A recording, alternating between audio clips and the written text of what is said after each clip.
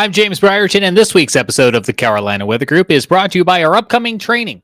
Join us for free Skywarn Storm Spotter training. The Carolina Weather Group is partnering with the National Weather Service office in Columbia, South Carolina, to offer you these free virtual weather classes, starting with our basic class. This is for all beginners, Thursday, March 10th at 7 o'clock. And then join us for our advanced lesson number 2 on Tuesday, March the 29th at 7 o'clock. These are open to everyone across the Carolinas. You don't need to necessarily live in Columbia, but we are thankful for our friends at the National Weather Service in Columbia, South Carolina, who will be hosting these trainings again Thursday, March 10th and Tuesday, March 29th, 7 o'clock. It's virtual. Everyone is welcome. Please register ahead of time. There is a link to do so in the description of this episode.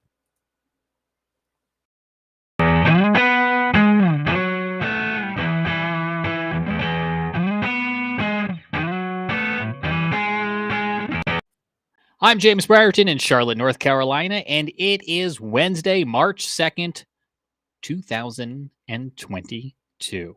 Welcome to an all-new edition of the Carolina Weather Group, and you made it through meteorological winter. Welcome to meteorological spring.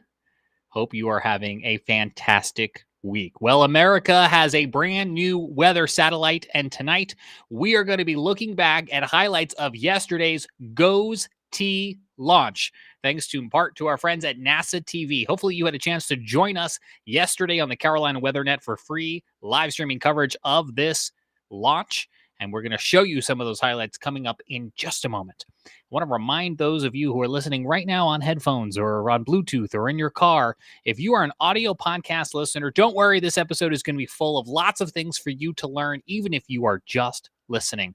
So if you are listening wherever it is you get podcasts, thank you so much for doing that. This episode is still for you. I do want to let you know, though, if you want to see any of the visuals in tonight's episode, there are 2 ways that you can watch this show.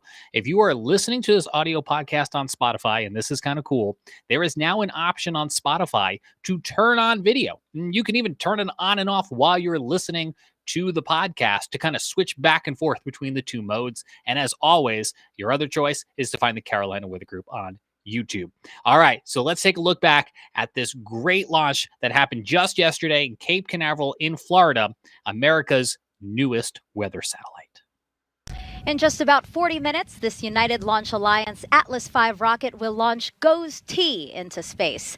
The satellite will continue nearly 50 years of protecting people and property from severe and potentially deadly storms. Welcome and thank you for joining us here at Kennedy Space Center in Florida. I'm NASA's Megan Cruz. The rocket's right there on the pad behind me. And this is Kevin Fryer. He's with NOAA, the National Oceanic and Atmospheric Administration. Great to have you here, Kevin. Great to be here, and thank you for having me. It's kind of cold, though. A little windy. A little windy, absolutely. I think that's going to be the biggest concern for the launch today, but so far we are 80% go, so I hope that we can see this thing launch today. Yep, that's great news. Kevin is here because GOES-T is a NOAA mission. NASA and NOAA have been launching GOES satellites since 1975, right? Yeah, it's an amazing relationship that we've been able to have with NASA. Over the past 50 years, the one thing that we can say is that we've actually saved lives as a result of that. We've also obviously moved the science forward with advanced satellites, but for the most part, what we like to hang our hat on is that we've saved lives. Yeah. GOES-T is the third in a series called GOES-R. You know, you're the chief of staff of that program. Can you tell us a little bit about that series? Sure. Within the program, we like to say that not only can we provide you with a big picture, but we can also read the fine print. Again, being one of the most sophisticated satellites in the geostationary orbit, our capabilities are basically to provide you with a constant view of the Earth. In our case, we're able to look at half of the globe, and in doing so, we're also able to inform you on the environmental changes over time. And now for a check on the weather, here's Launch Weather Officer Arlena Moses from Cape Canaveral Space Force Station's 45th Weather Squadron. Arlena, this launch weather you're about to report out forecasted with data from GOES satellites, right? Yes, that's correct, Megan. In fact, right behind me is a great example of the type of imagery that we get from the GOES satellites. In this case, because we're here in Florida, this is from the GOES East satellite, giving us a great view of what's going on across the Cape and East Central Florida this afternoon. Now, as mentioned earlier, we did have quite a bit of overcast clouds and some low clouds out there earlier today, but as our satellite imagery is showing, we've scattered out pretty nicely with only a few clouds as a concern as we go through the remainder of the launch countdown. The trade-off, however, for those clearer skies and partly sunny conditions is that we do have pretty breezy conditions out there. I'm sure anybody who's outside across the Cape this afternoon is experiencing. And those are going to be our primary concerns as we go forth into the count for the remainder into the launch. Now, if we take a look at the forecast here, we're going to be looking at those pretty gusty northerly winds from about 26 to 32 mile per hour range. Temperatures about on point for this time of year here in Central Florida, where temperatures are going to be in the upper 60s to around 70, which will feel a little bit cool if you're outside with that, but for launch concerns, not a big deal. As I mentioned earlier, liftoff winds are going to be our primary concern, with a smaller concern for some of those passing cumulus clouds. But overall, we have an 80% go for weather, and things are looking good. And so hopefully a good launch. Keep our fingers crossed. Back to you guys, Megan and Kevin. All right, you said fingers crossed. We're doing it. Hey, Yeah. Where are your fingers? Okay. There you go. Arlena, thank you again. Quick check on the clock. We are now at L minus about 28 minutes to go before we launch GOES-T. Now, GOES stands for Geostationary Operational Environmental Satellites. Geostationary refers to where and how the satellite will orbit the Earth. So this might be a little difficult to understand unless you see it, right? So this is why we brought some props here today. Kevin, let's start off by just talking about how you determine a satellite's orbit. So it's really determined by its overall role, right? What is the job of that particular satellite? So in the case of polar orbiters, they typically will rotate along the poles, and their job is basically to image the entire planet as the planet rotates underneath it. So there is a time frame for which they can provide you a global image. And so again, in a low Earth orbit, that is why you'll see those particular satellites used. But the geostationary orbit, it has to be in a fixed place. So in the sky at all times, right? Correct. And actually, to achieve that, you have to be 22,000 miles above the planet. And as a result, so it can actually spin with the Earth as it continues to rotate. So relative to your position on Earth, you will always see this particular satellite in its place. So that's why we say it will keep continuous watch over the Western Hemisphere with a second GOES satellite, right? Absolutely. So between the two of them, they'll be able to cover this portion of the hemisphere. We're talking about from Western Africa all the way to New Zealand. All right, and GOES-T will reach that geostationary orbit on March 12th. And now let's take a closer look at the satellite. GOES-T is the size of a small school bus and weighs over 6,000 pounds. It has a 5-panel solar array, which you see there. It's the one that's kind of swinging out. They'll produce more than 5,000 watts of energy, which is the same amount needed to power your home's central AC system. GOES-T has 6 advanced instruments that can analyze weather hazards and environmental conditions. The plan is for GOES-T to replace one of 2 GOES satellites already in orbit that together protect more than 1 billion people in the Western Hemisphere. GOES-T's instruments will gather data that can help in so many different ways, as you just saw. For more on that, let's hear from NASA's Leah Martin. Thanks, Megan. I'm here with Pam Sullivan, NOAA GOES-R Program Manager. Pam, thanks for joining us today to give us some insight onto this mission. Oh, it's great to be here. Thanks for having me. So we've heard that there are 6 advanced instruments on board GOES-T. Can you tell us a little bit about them? Sure. Let me tell you about our most revolutionary instrument, the Geostationary Lightning Mapper. It's actually the first time we've had this capability on orbit, and this instrument is watching the Earth, taking pictures 500 times a second to look at lightning. And because it is a new instrument, we're actually learning new and interesting things about lightning as a phenomena. For instance, we've seen that large wildfires can generate their own lightning. And the GLM has also shown us that lightning strikes can be really, really long. For instance, GLM recently measured a lightning strike that was more than 470 miles long, stretched from Texas over to Mississippi. Wow. And so having that type of information, 500 images per second, that's almost like having maybe like a stop motion film. What can we do with that information once we have it? Yeah, well, the important thing, of course, is what the forecasters can do with it. And they use the GLM data in conjunction with our advanced baseline imager data and some other data. But they look, when they're wanting to see if a storm is intensifying, they're looking at that lightning signature, and they're looking for what they call a lightning jump, when the amount of lightning strikes increase dramatically, because that indicates that the storm is likely to be becoming more severe and may spawn dangerous tornadoes. Oh, wow. So we talked a little bit about the location, that this will become a satellite that observes the Western Hemisphere. Why is that location significant? Well, yeah, specifically GOES-T is going to go into service as our GOES West spacecraft. So it'll be stationed over the equator, a little bit off of the west coast of the U.S. And as you know, most of the weather in the U.S. moves from west to east. So that western satellite is really important as giving us an upstream view of what's coming. So that's a big part of it. But the other thing, GOES-T will also see dangerous conditions that are particular in the west, like wildfires and smoke, dangerous dust storms, and also the phenomena of atmospheric rivers. That's incredible. And so some of these instruments that are on board that are advanced, they're actually an advancement from current satellites that are in orbit now. Is that correct? So the GOES-R series, compared to the previous generation, is much more advanced. The Advanced Baseline Imager generates 60 times more imagery. And then the Lightning Mapper, as I said, is a brand new capability. Thank you so much, Pam, for giving us some insight into this mission. We're excited to see the launch. And Megan, we're going to go back to you. Perfect. Thank you so much, guys. You know, one agency actually uses GOES satellite data more than anyone else, and that's the National Weather Service. So joining us now is Chrissy Hurley, who's a meteorologist there for the Nashville area. Hey. Hello. Good to have you. Thank you for having me. So excited. Yeah, and I know that your job is a warning coordination meteorologist. That means that you need to coordinate with people, public safety officials, if there's severe weather headed that way, right? Yes, that's my main job is outreach with the public, TV meteorologists, and emergency managers and safety personnel. We just heard Pam say that GOES satellite data, or GOES satellites look for things like atmospheric rivers. Can you talk to me about what that is? Yeah, an atmospheric river is very similar to a river on land. It's taking moisture from a tropical region and transporting it in the sky to cooler, drier regions over land. And so this can be a sign for heavier precipitation or snowfall or rain, which could lead to flash flooding. Mm-hmm. So it's a flooding event. There are many different kinds of flooding event, right? Right, yes.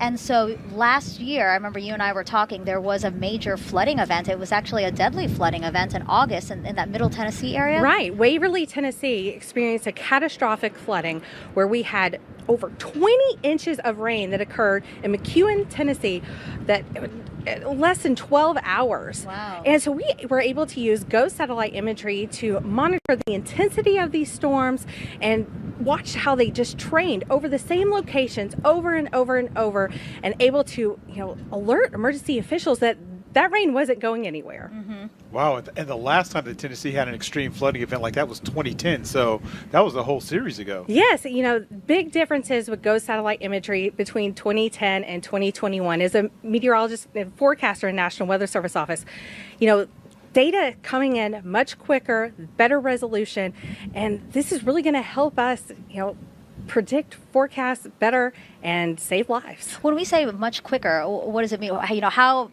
often were we getting images in 2010 versus now? In 2010, we were getting images every 15, 30 minutes. If you think your internet's slow now, it's like hitting the refresh button, right? Now we're getting them as quick as 30 to 60 seconds. Wow. And Incredible. So that is really making a huge difference for any operational forecaster. Chrissy, Awesome. Thank you so much for joining us and giving us that insight, because that is really something to think about. Minutes versus seconds, and seconds really matter in severe weather events. Absolutely. Thank you, Chrissy. Kevin, we were talking earlier and you told me that oftentimes GOES satellites, even at 22,000 miles above the Earth's surface, they can sometimes detect fires before people on the ground even know that they're there. Absolutely. That's so impressive. It's an amazing capability, absolutely. And we heard from our National Weather Service rep, right there, that's a great example of how it happens. National Weather Service meteorologists are able to view an area that's not populated, but they can see a heat signature and actually detect that fire. And we found out to the tune of 80% of the time, they're the first ones to actually call and let fire responders know that there's a fire that has just started or is ongoing. So we know GOES satellites can help National Weather Service, fire officials, as we've said, but I didn't know this, that we use GOES satellite data every day. Every single day. Anytime you open up your phone and you want to see the forecast and you're opening up an app, a weather app, that's exactly what you're doing. You're actually using GOES information. That GOES data is going directly into the models that inform you on what the conditions are going to be. Fascinating. I can't. I had no idea. Here I am just looking, and you never think about where it came from. So thank you so much for telling us about that. Hello, everyone. I'm meteorologist Jim Cantori from the Weather Channel Television Network, and I am so excited for the GOES-T launch. Meteorologists and weather anchors like me across the country depend on GOES data to bring you your daily weather forecast, but also to keep you and first responders safe during severe weather events. Accurate and timely forecasts are crucial, and that's not possible without satellites like this one. Godspeed, GOES-T. 28. Verify ECS reduced for launch. Verified. 25. Status check. Go Atlas. Go Centaur. Go GOES-T. And here we go.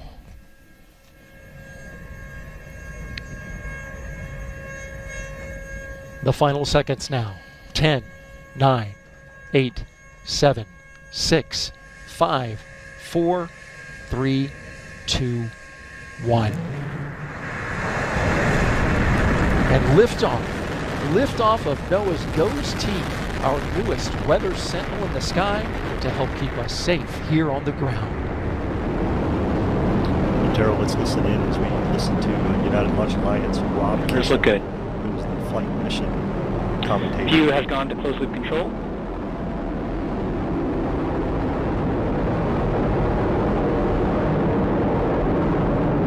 The RD-180 is now throttling down as expected. Engine response looks good. We are now 33 seconds into flight. Atlas is 3 miles in altitude, 0.9 miles downrange distance. Max Q, 48 seconds. We have passed through Mach 1. The vehicle is now passing through max Q, maximum dynamic pressure. Throttle back those RD-180s. Now 55 seconds into flight. Atlas is 7 miles in altitude, 4 miles downrange distance, traveling at 1,900 miles per hour.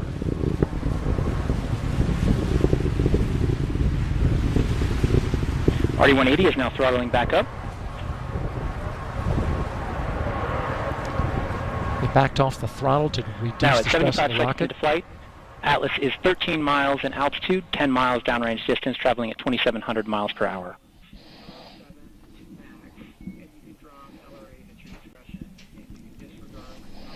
And the vehicle has reached a 4.6 G acceleration limit and will maintain this level through BECO.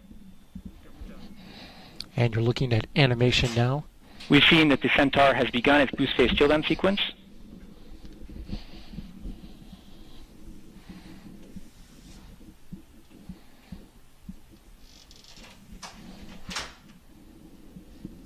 Booster about to cut off. And BECO, booster engine cutoff. Standing by for stage separation and a successful stage separation event. We've seen pre-start on the RL-10.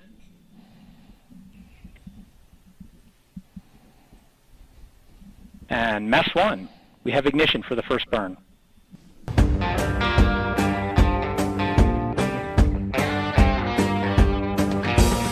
Hey, Alex. Hey, Daryl. Good to see you. Good to see you too. Hey, thanks for having me out. So this is it. This is it. This is the PLI. The NASA Portable Lightning Instrumentation. I see it right here. You're going to take it up there all the way to where the top of the rocket is? Yeah, right around where the payload fairing is, level 5. All right. That's where we're going. Well, you need a hand? Yeah, come help us.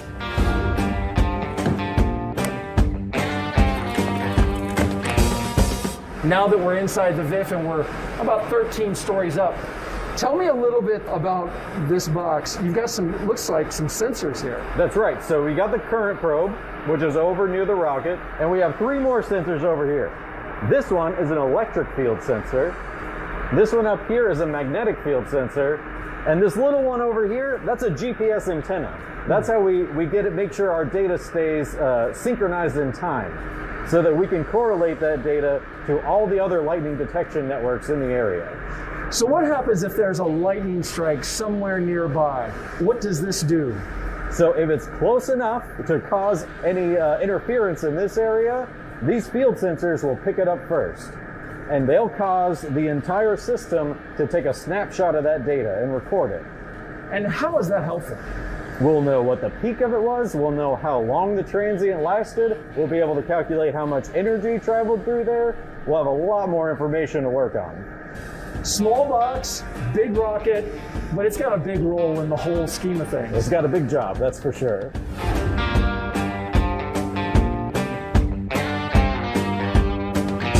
So we can see those lightning towers out there. That's and ULA right. tells me that protects the rocket when the lightning strikes. So why do we need the PLI? Yeah, so this system over here, we call that the lightning protection system. That's designed to protect it from a direct lightning strike. That means the lightning is attaching directly to the rocket. And we're concerned about, a lightning strike out there in the ocean, maybe just a mile away. And the energy in a lightning strike is so intense, it creates these very powerful magnetic and electric fields. And those are the things we're concerned about, because that magnetic field can come through and couple into the umbilical cable. It's a huge loop. It makes a big old loop, and that's the current we're looking for with the PLI. Has the PLI ever prevented a long launch delay for a previous mission? Mars 2020 was where the data from the PLI gave the spacecraft team the confidence to go ahead and launch. So there was a lightning strike around the Mars Perseverance rocket. That's right. And you saw it? And we gathered that data, yep. And it launched on time. It did. And it's up there now. That's right, on Mars. That's right.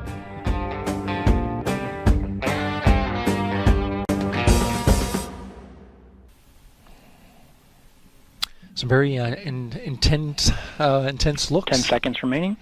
For the folks on the left.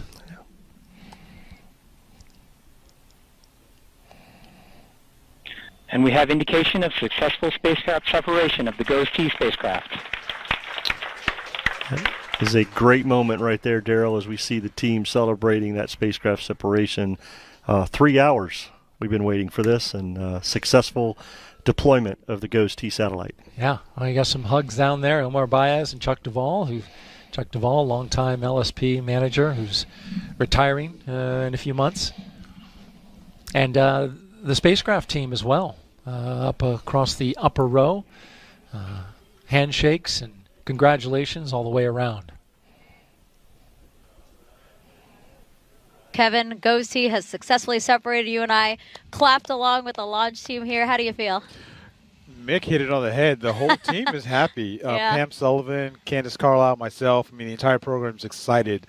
It's like the delivery of a baby. We're overjoyed. Yeah, this is obviously a big accomplishment, but there's more to be done. What's next in this mission? Yeah. So the next point we've talked about in the past, which is we're now going to coast out for the next 11 days to the actual operational orbit, and from there we'll be checking out the instruments to make sure that the instrumentation on board is getting the information is getting down to the ground site like it's supposed to, at which point in time then we go through the product validations. We just make sure that the products are correct. At that point, then it becomes operational, and unfortunately a little bit of time. It'll be 2023, early 2023, when we actually can go fully operational. But until then, we'll have some images to share. Right. And again, 6 advanced instruments on board. We talked about how they're going to help us forecast our day-to-day weather, but also detect and monitor severe storms. But also, this is a great tool for climate change, tracking climate change. Absolutely. Just by the nature of the orbit. With a geosynchronous orbit, being able to constantly stare at one particular location the entire time, we're going to be able to see changes underneath, whether it's going to be associated with over land or over the ocean. We'll be able to see those changes over time and document that, and now with the highest fidelity possible. That'll do it for us here at Kennedy Space Center for this live coverage of NOAA's GOES-T. A big thank you to everyone who participated, especially you, Kevin. Thank you so much. Thanks for having me. I appreciate it. Oh, yeah. Oh, yeah. It'll now take 11 days for GOES-T to get to its geostationary orbit, about 22,000 miles above the Earth's surface. At that point, it will be renamed GOES-18. NOAA will test GOES-18 to make sure everything works, and if all goes well, they expect to put it into service as GOES-West in early 2023. You can continue to follow this mission. I'm sure Kevin would love that by scanning this QR code that you see on the bottom of your screen there. You can also just go to the website if you can't scan the code right now. So that website is noaa.gov/GOES-T-launch. Again, noaa.gov/GOES-T-launch. Thanks again for watching. Have a great evening, everyone. Did you like that? And our thanks to NASA TV for providing us with that perspective yesterday. Hopefully you had a chance to watch it. You can rewatch all of that coverage or watch any of our other popular space videos. We know so many of you love space videos by finding the Carolina Weather Group on YouTube. Those launches from Walps, Virginia are always amazing, aren't they? Well, that does it for this new episode of the Carolina Weather Group. I'm James Briarton. Thanks so much for joining us. Don't forget that link to sign up for our free Storm Spotters training classes coming up this month in March. That link in the description of this episode, wherever it is you are watching or listening to us this week. I'm James Briarton. On behalf of everyone at the Carolina Weather Group, hope you're well. We will talk to you again real soon.